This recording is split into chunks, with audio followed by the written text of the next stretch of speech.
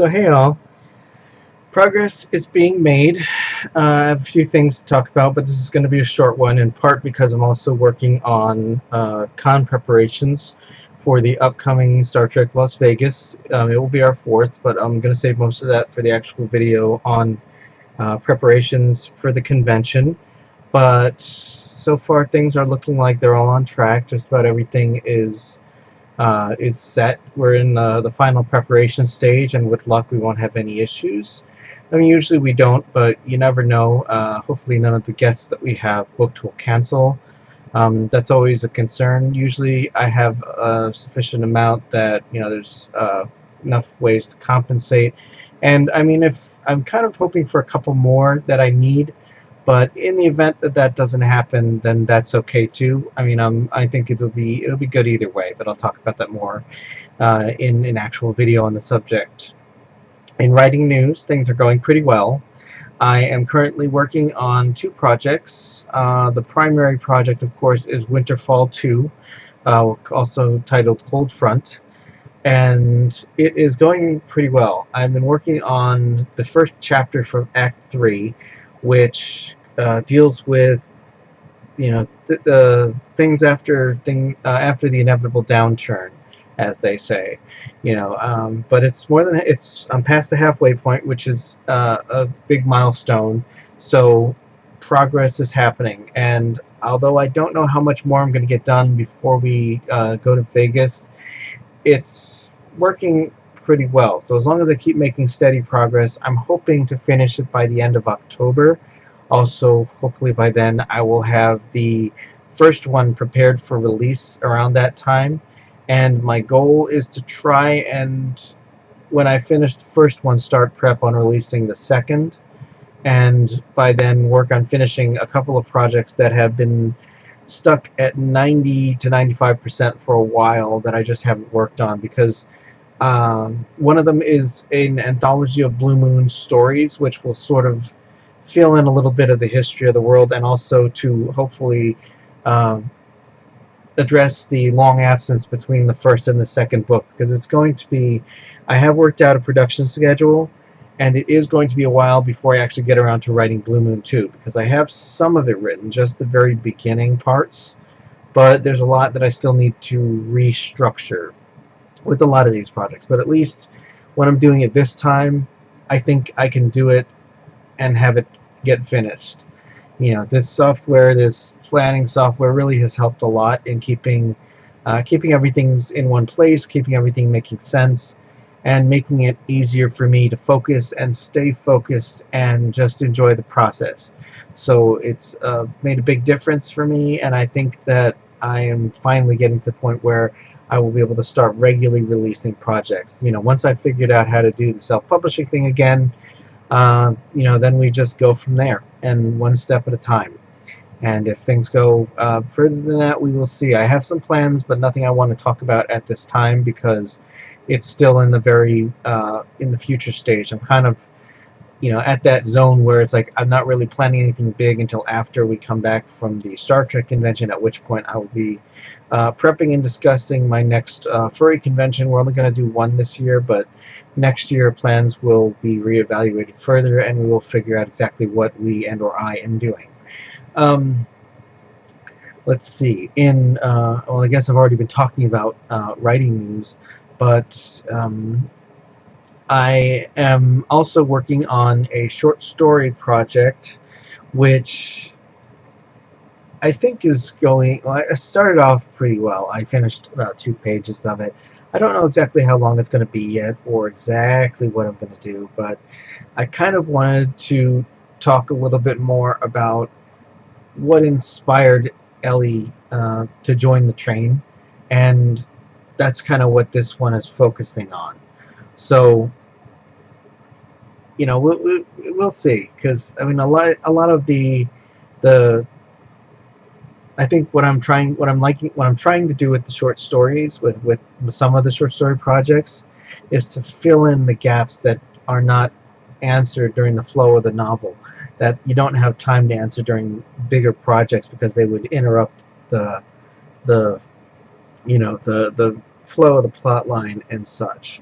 But there's a lot of questions that I would like to answer, and if I have an idea that works for a shorter project, I'd like to be able to do those from time to time and as time permits, just so that I can have things to release between the big projects. And let's see. In video news, it's probably going to be a comparatively light day. I'm obviously working on a vlog as per usual. I will be working on the 57-year mission prep video today, and that will probably be it. I know that I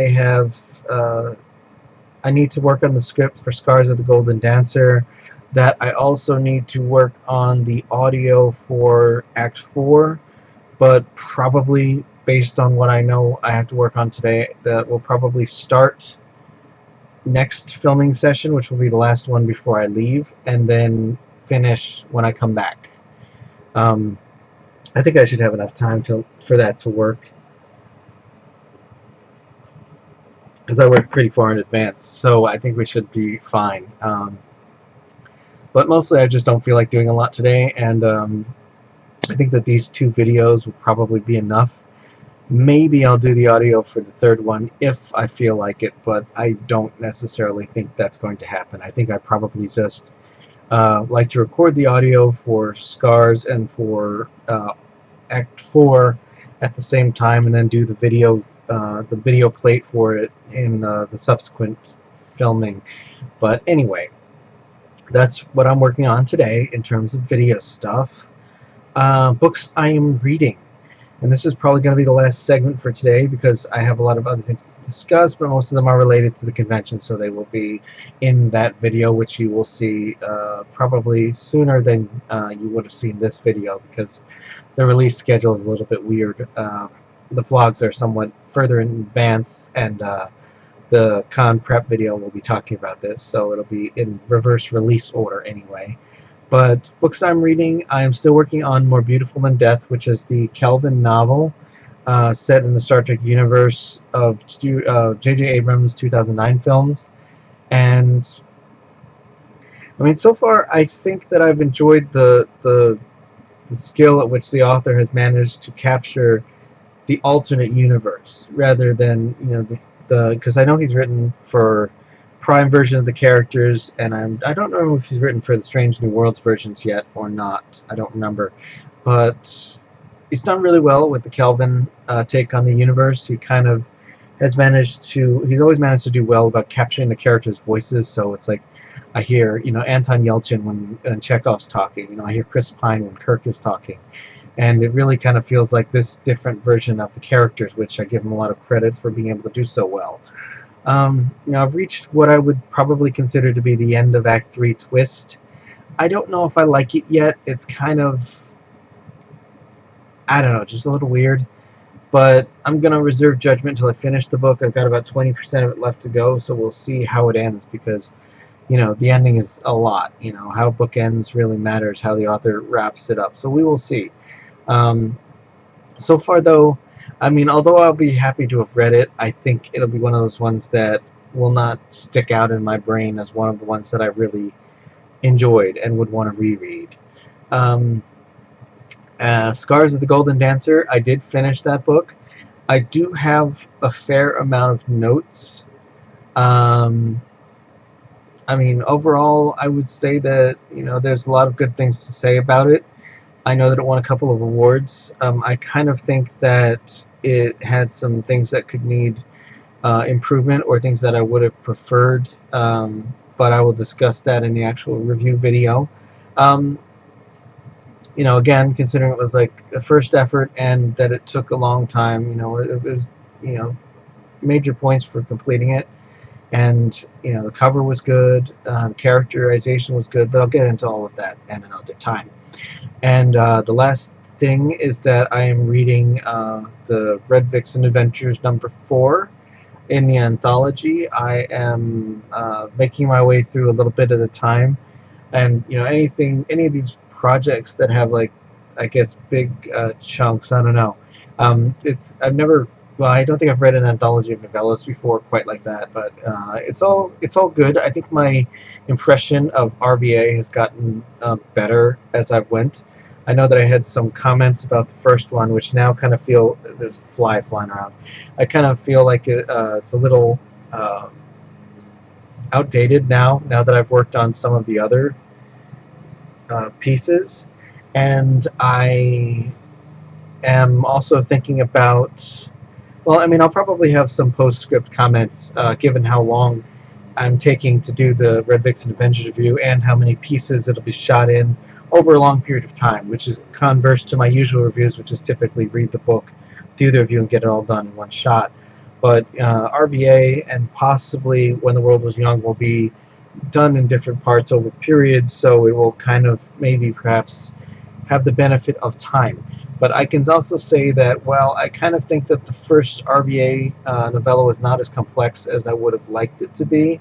I think that subsequent RVA books really just seem to flow a lot better and seem to be almost, I mean, I would almost not know, or at least I'd almost think that it wasn't planned. I mean, that it was planned, because I know that the author has told me that he doesn't he's more of a pantser, I guess, than an outliner, which is what I do. And it kind of is strange because a lot of the developments only seem to fit with what is already there. Now, maybe that just means that he did a really good job of kind of setting up his fictional universe, which is true regardless of whether you outline or not, because if you do a good job setting up your fictional universe, then things just kind of flow. Not just outline, but just whatever. And I kind of have a feeling that RVA is really doing that really well.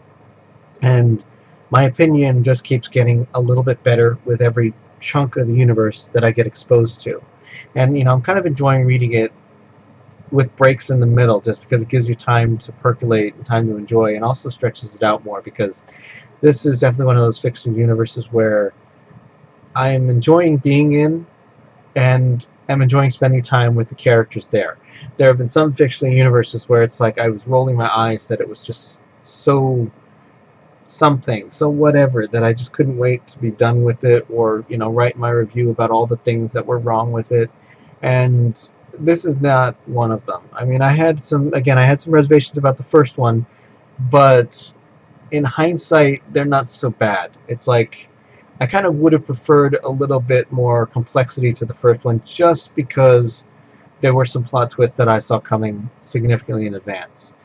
But the further along that the series went, the less that seemed to be the case.